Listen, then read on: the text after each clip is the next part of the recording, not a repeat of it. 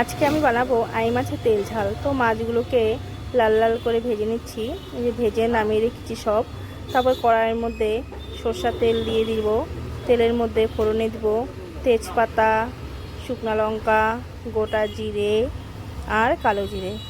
ফোড়নটা ভালো মতন লাল লাল করে ভেজে নিব। তারপরে সেই তেলের মধ্যে দিয়ে দিব একটু লবণ, হলুদ আর চিনি। একটু তেলের মধ্যে একটু চিনি দিয়ে দিলে পরে সবজির কালারটা, মানে মাছের ঝোলের কালারটা খুব সুন্দর। সেটা আমি মশলাটা পেস্ট করে রেখেছি। মশলার মধ্যে দিয়েছি জিরে বাটা, আদা বাটা, লঙ্কা বাটা। তো মশলাটা দিয়ে দিলাম কড়াইয়ের মধ্যে। মশলাটা ভালো মতন কষিয়ে নিব। মশলাটা ভালো মতন কষানো হয়ে গেলে পরে এখন দিয়ে দিব ফেটানো টক দই। তেল ঝালের মধ্যে টক দইটা দিলে পরে টেস্টটা অনেকটাই বেড়ে যায়। তো যখন তুমি টক দইটা দিবে সবসময় গ্যাসের আঁচটা কমিয়ে দিবে, না হলে দইটা ফেটে যাওয়ার সম্ভাবনা থেকে যায়। এই যে দইটা দিয়ে ভালো মতন আবার তেল ছেড়ে গিয়েছে।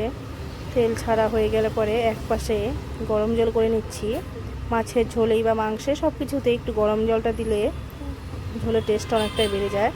তো মাছের জলটা দিয়ে দিলাম। জলটা দিয়ে দেওয়ার পরে 10-15 মিনিট ফুটানোর পরে নামানোর আগে চিরা কাঁচা লঙ্কা, গরম মশলা আর ঘি দিয়ে নামিয়ে নিব।